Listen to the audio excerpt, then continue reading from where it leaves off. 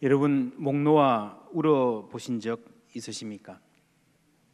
울다 지쳐서 더 이상 울 힘도 없이 그렇게 슬픔의 바닥에서 울어 보신 적 있으십니까? 오늘 본문 사무엘상 30장에서 다윗은 그런 모습으로 등장합니다. 다윗이 사울에게 쫓기고 블레셋에게 따돌림 받고 몸을 의탁할 곳이 없을 때 시글락이라는 성에서 머물고 있을 때였습니다. 원정을 갔다 왔는데 아말렉 군대가 침입을 해서 성이 다 불탔고 가족들이 다 포로로 잡혀갔습니다. 4절 5절 함께 읽습니다. 다윗과 그와 함께한 백성이 울 기력이 없도록 소리를 높여 울었더라. 다윗의 아내 두 아내 이스라엘 여인 아히노암과 갈맥 사람 나발의 아내였던 아비가일도 사로잡혔더라. 울 기력이 없이 울고 나면 그 다음에는 뭘 합니까? 여러분 어떻게 하십니까? 기력이 없으니 누워 잡니까? 아유 밥이라도 먹자. 밥 먹을 기력도 없고 그럴 기분이 아닐 수도 있습니다. 기도하자. 여러분 어떻게 하십니까? 6절 백성들이 자녀들 때문에 마음이 슬퍼서 어떻게 했다고요? 다윗을 돌로 치자 하니 다윗이 크게 다급하였으나 함께 읽습니다. 그의 하나님 여호와를 힘입고 용기를 얻었더라. 다윗을 돌로 칩시다 하는 사람들 어떤 사람들입니까?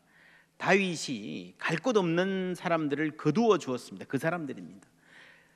다윗을 믿고 따라온 사람입니다. 다윗과 함께 미래를 꿈꾸었던 사람들입니다. 조금 전까지만 하더라도 다윗에게 잘 보이려고 아부하던 사람들입니다. 지금까지 다윗 때문에 먹고 살았다, 생명을 부지했다 해도 과언이 아닌 사람들입니다. 그런데 막상 힘든 일이 생기니까 다윗을 원망하고 돌로 치려고 합니다. 울 기력도 없는데 돌을 들 힘은 있는가요?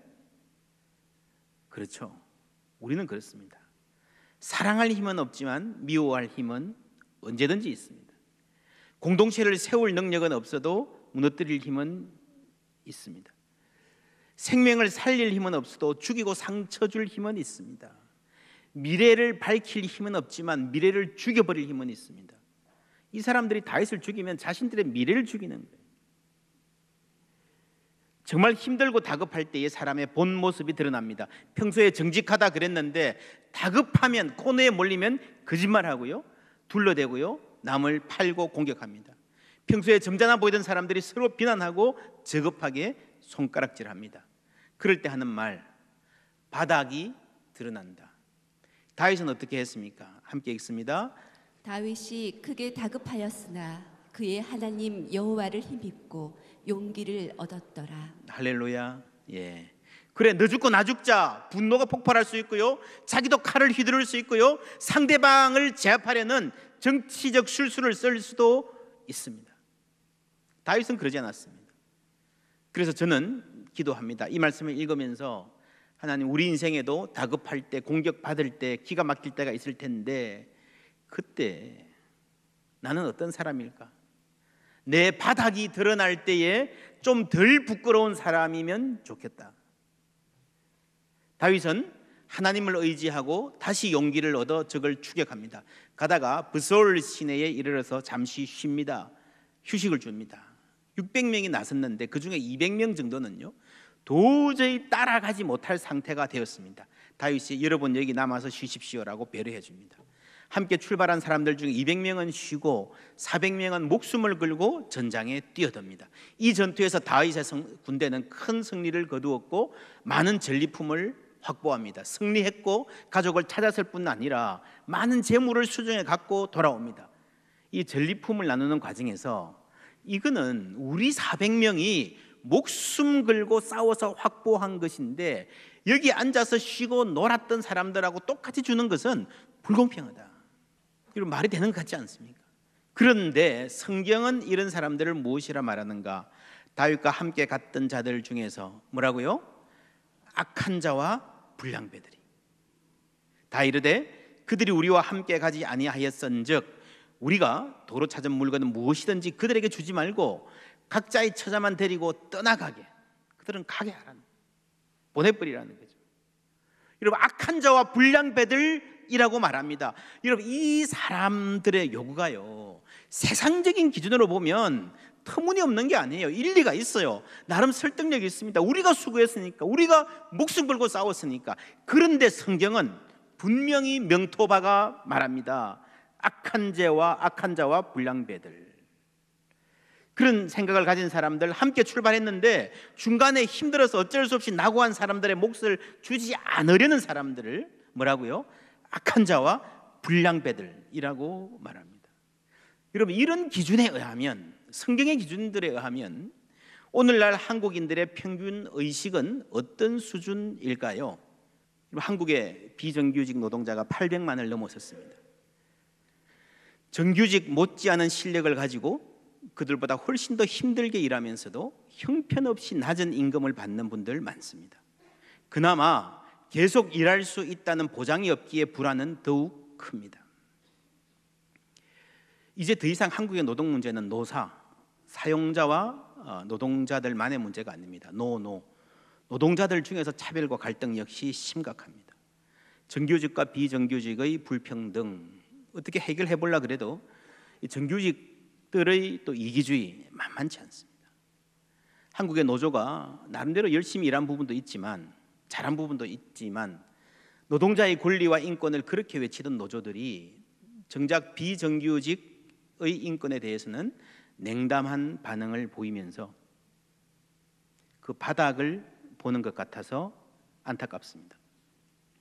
성경은 수고한 우리들끼리 나누어 가지자 한 사람들도 악한 자와 불량배라고 말했는데, 같은 일을 하고도, 아니 더 많은 일, 더 위험하고 험한 일을 하고도 더 작은 몫을 가져가야 하는 이 한국 사회를 여러분, 하나님이 뭐라고 하실까요? 다윗은 말합니다. 함께 읽습니다. 이 일에 누가 너희에게 듣겠느냐? 전장에 내려갔던 자의 분깃이나 소유물 곁에 머물렀던 자의 분깃이 동일할지니 같이 분배할 것이니라 하고. 아멘. 소유물 곁에 머물렀던 자들, 이 말은요, 소유물을 지켰던 사람들이라는 말입니다. 그러니까 이 사람들은 놀고 쉬었던 사람들입니다. 그런데 다윗은 그래도 이 사람들의 공을 인정해 주려고 소유물을 지키지 않았느냐라고 말해 주는 것입니다. 어떻게 이런 생각이 가능했을까요? 다윗은 이렇게 말합니다. 23절 다 같이 읽습니다. 다윗이 이르되 나의 형제들아, 여호와께서 우리를 보호하시고 우리를 치러온 그 군대를 우리 손에 넘기셨은즉 그가 우리에게 주신 것을 너희가 이같이 못하리라. 아멘. 승리를 주신 분은 누구십니까? 하나님이십니다. 이렇게 풍성한 재물을 찾게 하신 분이 누구십니까? 잃었던 가족, 죽은 줄만 알았던 가족들을 다시 만나는 기쁨 주신 분이 누구십니까? 하나님이라는 거예요. 내 것이 아니에요. 내가 잘나서 이만큼 온 것도 아니고요, 내가 탁월해서 이 학교, 이 직장 간 게 아니고요, 내 능력으로 이만큼 내 삶을 일구어 온 게 아닙니다. 하나님이 주신 것임을 믿습니다. 하나님이 은혜로 주신 것입니다. 그러니 우리도 여러분 이것을 알면요, 조금이라도 하나님처럼 은혜로 나누고 흘려 보내야 되지 않겠습니까? 하나님이 어떤 분이십니까? 이런 책이 있습니다. 나중에 온 이 사람에게도. 존 러스킨, 영국의 사상가, 한 150년 전의 책입니다. 여러분 이 타이틀만 봐도 대략 무슨 내용인지 아시겠죠? 하나님은 아침 일찍 와서 하루 종일 일한 사람이나 오후 5시에 퇴근 1시간 전에 와서 조금 일한 사람들에게도요, 동일하게 하루 품삯을 주시는 포도원 주인과 같습니다. 존 러스킨은 바로 이 비유의 정신이 경제의 기본 원리가 되어야 된다고 역설했습니다. 참 귀한 책입니다. 나중에 온 이 사람에게도. 마하트마 간디가 이런 말을 했습니다. 러스킨의 가르침에 따라 내 삶을 바꾸기로 결심했다. 내 삶을 송두리째 뒤바꾼 책 한 권을 들라면 바로 나중에 온 이 사람에게도를 들겠다. 여러분, 간디는 그리스도인이 아니었지만 그의 사상은 성경의 영향을 굉장히 많이 받았습니다. 성경대로만 살면, 우리가 성경대로 못 살아서 그렇지, 우리가 성경대로만 살면 다시 이 땅에 희망이 있을 줄 믿습니다. 성경의 원리 보십시오. 희년 아십니까? 우리가 살다 보면요, 똑같이 출발해도 누군가는 앞서가고 누군가는 뒤쳐져서 낙오자가 될 수 있습니다. 똑같이 땅을 나눠줬어요. 농사지어서 잘 먹고 잘 살아라 했어요. 그런데 어떤 해에 어떤 집에 아빠가 뭐 축대를 고치다가 허리를 다쳤어요. 일하지 못합니다. 씨를 못 뿌립니다. 가을 수확이 없어요. 그러면 겨울에 뭐 먹고 삽니까? 쌀을 빌려야죠. 빌렸는데 그 다음 해에 이자를 붙여서 갚아야 되고, 그 다음에도 수확이 시원치 않으면 이자에 이자가 붙어서 얼마 못 가서 땅을 팔고 소작인이 되고 노예가 되고 가족들이 흩어져야 되고, 그런 사회라면 건강한 사회가 아닙니다. 누구나 여러분 인생에 낙오할 수 있습니다. 다윗의 군대도요, 달려가고 싶지만, 함께하고 싶지만 도저히 기력이 없거나 부상당한 사람들이 있었습니다. 그런 이유로 일시적으로 낙오한 사람들이 영원한 낙오자가 되지 않도록 하는 사회가 건강한 사회입니다. 근데 물려받은 땅을 살다 보면 잃어버릴 수 있죠. 그래도 일정 기간이 지나면 되찾을 수 있도록 하는 희년 정신이, 구약의 율법이 바로 그런 사회를 목표로 하고 있습니다.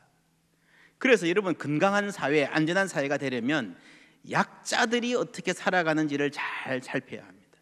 그게 성경의 정신입니다.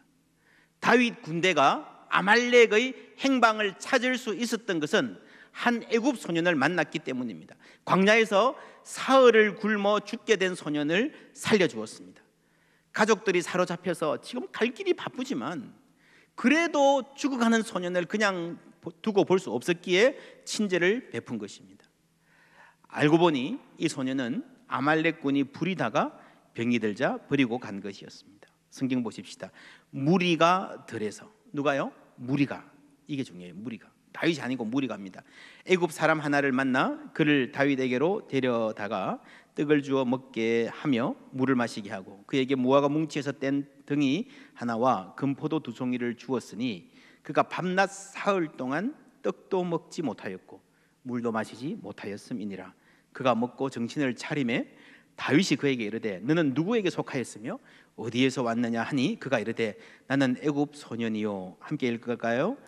아말렉 사람의 종이더니 사흘 전에 병이 들매 주인이 나를 버렸나이다. 실컷 부려 먹고요, 병이 드니까 광야에 버리고 가는 거예요.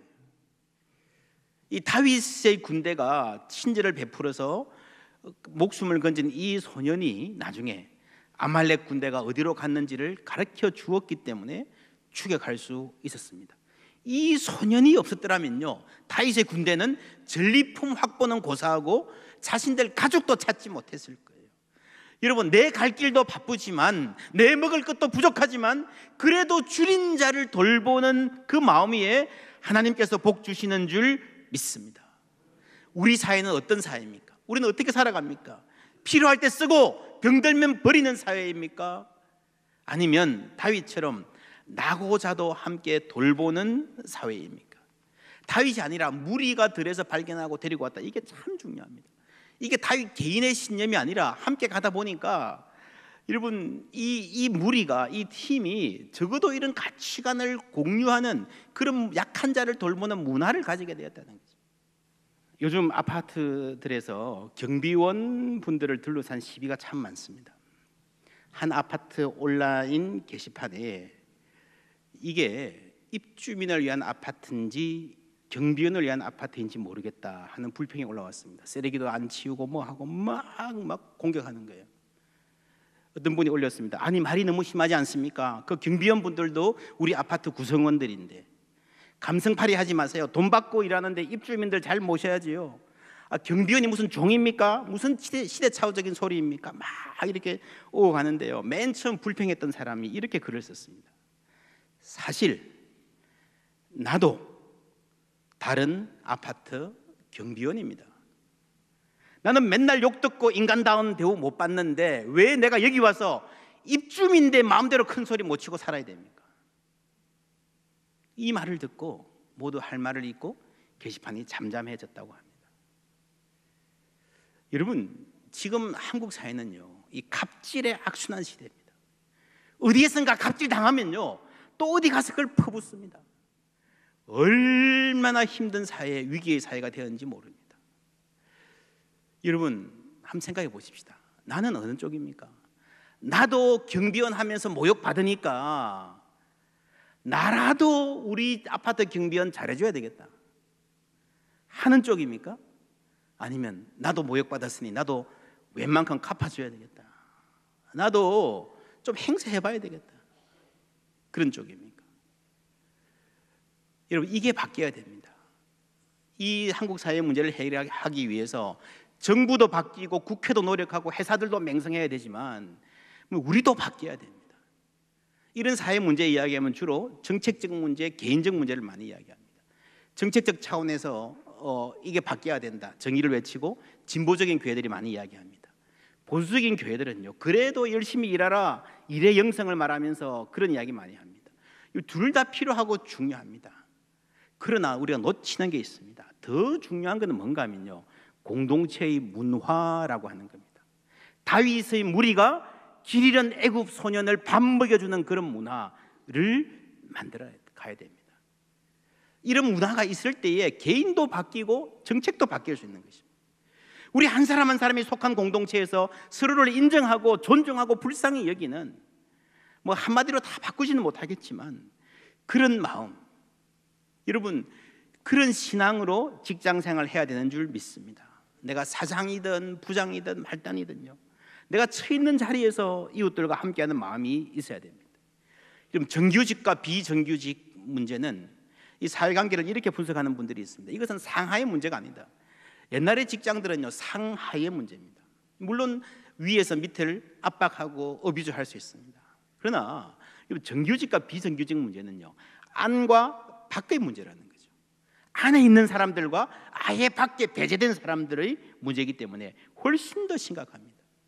여러분, 회사에서 사장이나 고위 간부가 이렇게 직원들을 모아놓고요 말합니다. 여러분, 우리 회사 미래를 위해서 열심히 노력합시다. 그럴 때에 비정규직 사원들은 그 말을 어떻게 들을까요? 속으로 가만히 있어도 뭐라고 생각할까요? 우리 회사라니, 당신들 회사죠. 회사는 다니지만 우리 회사는 없는 겁니다. 사장의 회사이거나 잘해야 정규직들의 회사입니다. 언제까지 이 직장에 출근할지 모르는데 우리 회사라는 말이 가당하기나 하겠습니까? 젊은이들 중에 요즘 그런 말 유행합니다. 인싸, 아싸. 여러분 아십니까? 아싸, 아싸 좋아, 그거 아니고요, 슬픈 말입니다. 인싸, 인사이더, 아싸, 아웃사이더. 이게 줄임말도 유행이 될 정도로요, 대학 다닐 때 친구끼리 인기 많고 그러면 인싸고요, 안 그러면 아싸인 거예요. 근데 이거는요, 이거는 약과입니다. 졸업하고 정규직 취직 못하면 사회에서 영원한 아싸로, 영원한 아싸, 아웃사이더로 살아야 한다는 악몽을 대학 시절에 미리 경험하는 것일 뿐입니다. 1917년 7월에 충청북도에서 폭우 가운데에 도로를 보수하다가 3명이 숨졌습니다. 한 명은 정규직, 또 한 명은 무기계약직, 또 한 명은 기간직. 정규직 공무원은 순직으로 처리되고 국가유공자로 선정되었습니다. 무기계약직과 기간직 근로자는요, 별다른 보상을 받지 못했다고 합니다. 3명 다 똑같은 일을 하다가 숨졌는데 비정규직은 공무원이 아니라는 이유로 죽어서도 차별을 받는다. 한 신문은 이런 기사를 실었습니다. 죽어서도 차별받는 비정규직, 정규직 공무원만 순직 인정. 우리 사회가 아직 어떤 사회인가를 보여줍니다. 여러분, 일거에 우리 모든 차별을 다 해결할 수는 없지만 우리 주변의 작은 문화부터 우리가 바꾸어 가야 됩니다. 바울 서신을 읽어보면요, 바울이 크게 분노했던 때가 있습니다. 갈라디아서 2장 안디옥에서 그리스도인들이 함께 모여서 예배드리고 밥 먹었습니다. 그 안에 유대인도 있고 이방인도 있었어요. 이 본래 유대인들은 이방인들하고 밥 먹으면 큰일 난다 생각했어요. 그런데 그리스도인이 되었잖아요. 그리스도에서 한 형제 자매라 부르잖아요. 여러분, 한 형제고 한 자매인데 나는 당신하고 한 테이블에서 밥 못 먹습니다. 말이 돼요, 안 돼요? 말이 안 되죠. 형제라 부르지 않든지 밥을 같이 먹든지 그래야지. 그래서 여러분, 이방인과 유대인들이 한 자리에서 함께 나누는 식탁은요, 그들 가운데에만 하나님 나라의 표상이었습니다. 당시 안디옥에 베드로, 바나바, 바울이 함께 있었습니다. 이 모든 사람들이, 새 지도자들이 이방인들과 함께 식탁에 참여했는데 어느 날 이런 파격을 용납하지 못하는 강경 보수주의자들이 들이닥쳤습니다. 그때 베드로와 바나바는 자기들이 함께 밥 먹지 않았던 것처럼 식탁에서 물러나 버렸습니다. 이 일로 이방인 그리스도인들이 큰 상처를 받았습니다. 이때 바울이 베드로와 바나바를 정면에서 책망하고 도전합니다. 여러분, 바울이 그럴 수 있는 상황이 아니에요. 베드로는 바울에 비하면 교회의 큰 어른입니다. 바나바는 오늘의 바울을 있게 해준 은인입니다. 아무도 바울을 인정해주지 않을 때에 바나바가 바울의 손을 잡고 붙잡고 들어와서 그가 교회에 들어올 수 있었던 것입니다. 그럼에도 불구하고 바울은 이 문제에 대해서만큼은 양보할 수 없었습니다. 함께 밥 먹는 관계라는 것이 복음을 현실로 살아내는 핵심이라고 보았기 때문입니다. 요즘 말로요, 밥을 함께 먹을 수 없다면, 밥 먹는데 배제한다면 그것은 그들을 영원히 아싸로 만들어버리는 거라는 겁니다. 함께 밥을 먹을 수 없다면 우리라는 말은 무의미하다. 이 세상에 희망이 없다 하지만 그리스도인들이 말씀대로 살아갈 때에 하나님께서 우리에게 다시 복 주실 줄 믿습니다. 어두운 밤 마음에 잠겨 역사의 어둠 짙었을 때에 이 땅에 빛이 되고 희망이 된 한국교회를 통해서 다시 하나님께서 이 땅에 희망을 심는 때가 오기를 바랍니다. 성경에 의하면 언제 그런 때가 오는가? 나고 했던 모든 사람들까지 모두 분배의 기쁨을 누리도록 한 이 결정 후에 성경이 이렇게 말합니다. 함께 읽습니다. 그날부터 다윗이 이것으로 이스라엘의 율례와 규례를 삼았더니 오늘까지 이르니라. 아멘. 이때까지 다윗은 왕이 아닙니다. 이 원칙을 정했습니다. 이 원칙을 정한 다윗을 하나님이 왕으로 삼아 주신 겁니다. 이 사건은요, 사무엘상 30장에 나옵니다. 31장에 드디어 사울이 죽습니다. 다윗의 광야 생활이 끝나는 거예요. 지금까지 사울의 추격을 피하며 다녀야 했던 그 고달픈 생활이 드디어 31장에 끝나고요, 이제 사무엘 하루 넘어가서 다윗이 왕이 되는 사건이 나옵니다. 그러니까 여러분, 30장은요 다윗의 광야 생활 맨 마지막 챕터입니다. 하나님께서 광야를 통해서 다윗을 만들어 가셨다면 그 다윗의 영성 형성, 스피리추얼 포메이션의 마지막 단계입니다. 이걸 보고 하나님께서 야, 다윗 너 이제 됐구나 하고 광야를 졸업시키신 것 같아요. 여러분, 왕이 되는 게 중요한 게 아닙니다. 왕 돼서 뭐 할 거예요? 이스라엘 역사를 보세요. 왕 돼 가지고요 하나님의 영광을 가리고 나라를 망치고 자기도 패가 망신한 사람들이 더 많습니다. 여러분, 왕 되는 게 중요한 게 아닙니다. 우리 자녀들이 높은 자리에 올라가는 게 중요한 게 아닙니다. 어떤 가치를 가지고 어떤 삶을 살아갈 것인가가 중요한 줄 믿습니다. 그래서 우리 인생에 광야가 있는 거예요. 광야 학교의 마지막 과목, 졸업 직전의 마지막 과목, 공평한 세상, 약자를 품는 사회, 나고자를 배려하는 사회에 함께 밥 먹는 공동체를 만드는 것이었다 말할 수 있습니다. 오늘 우리 삶의 현장에서 성경대로 사는 게 중요해요. 그래서 저는 오늘 이 사건을 이렇게 이름 붙여봅니다. 함께 해볼까요? 광야 학교의 졸업시험. 우리도, 우리 포항제일교회도, 우리 한국교회도 이 훈련을 받아야 합니다. 그래서 우리가 성경을 통해서 알게 된 가치관, 배우고 확신한 일에 거하라. 성경의 삶의 원리가 먼저 우리 몸에 배이고 우리 생활에 뿌리 내리고 우리 주위에 문화를 바꾸어 가기를 원합니다. 그래서 우리를 통해서 주님께서 이 세상을 바꾸시고 희망을 다시 주시는 은혜가 충만하기를 축원합니다.